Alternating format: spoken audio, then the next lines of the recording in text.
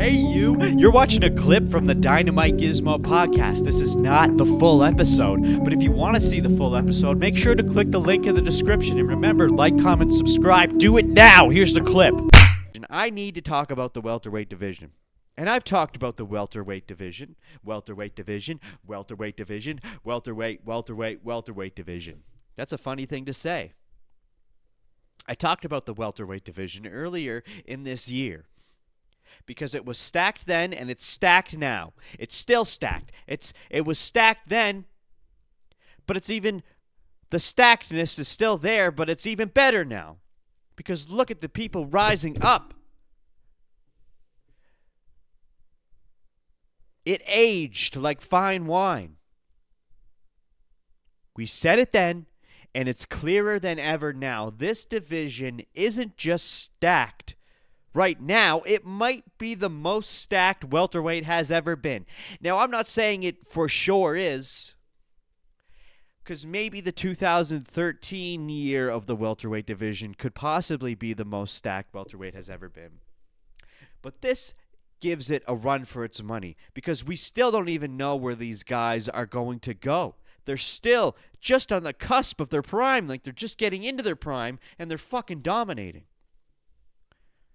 Look at the chaos we had earlier in this year. Sean Brady defeated Leon. Garry defeated Prates. JDM defeated Belal. Morales defeated Burns. Usman defeated Buckley. Then Prates came back and beat Neal. And there was all kinds of madness sprinkled in between, which I don't need to go over every single one now, do I? And that was just the beginning.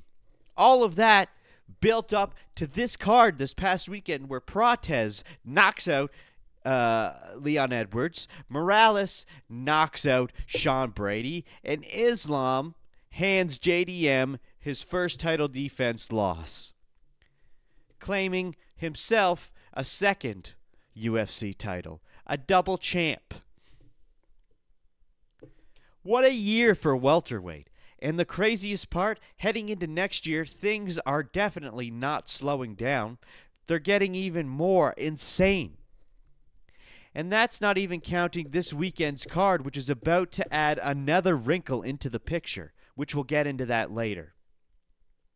But let's talk about where everyone stands right now.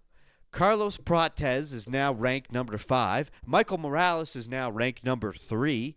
Two absolute killers who had huge breakout moments this year.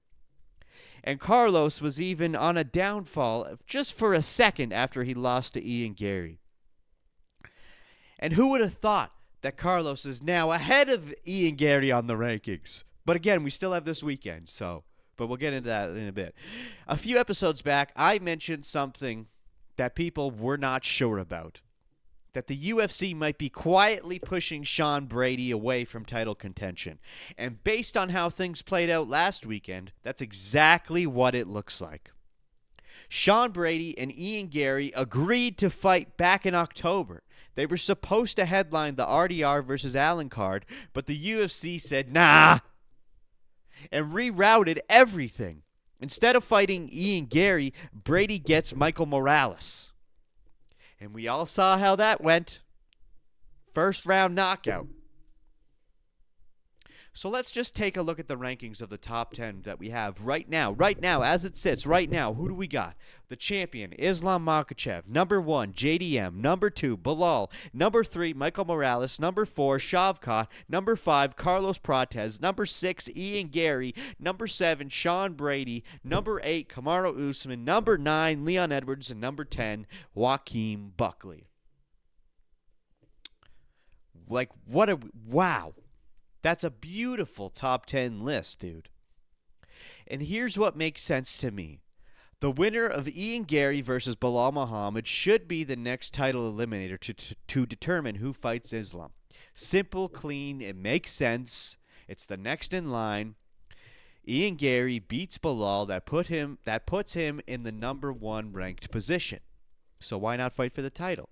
Then you set up Carlos Prates versus Michael Morales as the second eliminator. The one that decides who gets the next shot after that. But time is tight. We only have 3 cards left in this year, and then boom, we're into January 2026, which means a key player returns to the board. Shavkat Rakhmonov. He hasn't fought once this year.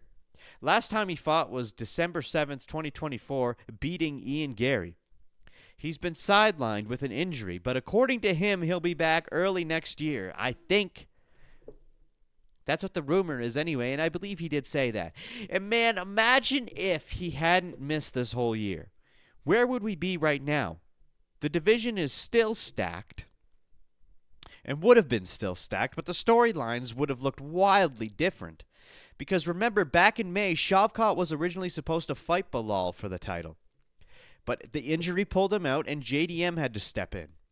He wins, and then he ran into Islam on his first title defense. But let's play the what-if game. If Shavkat fought Belal, he probably would have beat Belal. Let's be honest here. He would have beat Belal. And then Islam's next opponent would have been Shavkat. And in some alternate universe, that could have been the fight that stopped Islam from getting his second belt. Now, I'm not saying Shavkat definitely wins, but I'm saying he has the best chance out of anyone in the top 10. Because honestly, who else has a real chance against Islam? Who? I mean, really. For me, it's Shavkat and Kamaru. That's the list. Okay? And I know what you're saying. Oh, Kamaru's washed up. He's on a 3-fight losing streak, aside from Joaquin Buckley and all this. And he doesn't deserve... I know. Okay, I agree. But I actually agree with Islam when he says Kamaru is the only guy at welterweight who could truly challenge him. But the issue is, Kamaru doesn't deserve a title shot right now. He's on a 1-fight win streak, like I said, beating Joaquin Buckley in June. Before that, 3 straight losses, Khamzat and Leon Edwards twice. There's no universe where he gets first dibs at Islam next. No way. You gotta reward the guys who earned the spot. If people really want Kamaru versus Islam, then fine. Put Kamaru against Shavkat or against the loser of Belal versus Garry. Let him earn the title shot. And even then, does he beat Islam? I don't think so. I don't even know if Shavkat beats Islam, but he'd give him a better fight than anyone else in the division right now. And listen, I love everyone, almost everyone in the division. Prates and Morales are 2 of my fucking favorites, dude. How could they not be? But I don't think either of them beat Islam.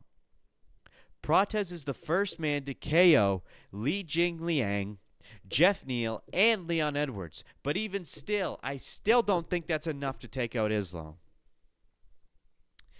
And Garry, great fighter. Love him or hate him. But beating Islam? I don't think so. Not a chance. Now, later in December, we'll talk about my official predictions for every division heading into 2026. Small teaser, I think a lot of these current champs are about to hold on to their belts for quite a long time. Just saying. But one other thing we got to think about, okay? We also have Ramadan from February 17th to March 19th. Which means Islam probably won't fight during that period, and I don't see him fighting in January or early February either. So it's not guaranteed that the winner of Belal versus Garry even gets him right away. Because I can easily see Carlos Prates fighting Morales, another title eliminator, which pushes Islam's next defense until after Ramadan. Kamaru Usman can sneak in a fight in the meantime, and who knows, maybe that ends up lining up perfectly, and Islam gets his wish of defending against Usman. Now, just because Ramadan exists doesn't necessarily mean Islam stops training completely. Some fighters do continue training through Ramadan. Belal has done it, but strategically the smarter move is usually to avoid pushing hard during that period. And it's because they don't eat. They fast all day. But anyway, what do you guys think? Is welterweight the most stacked division right now? Is this the peak? Or have we seen nothing yet? Or does it compare, or does it not even compare to what it once was? Tap here to watch the full episode of the Dynamite Gizmo Podcast.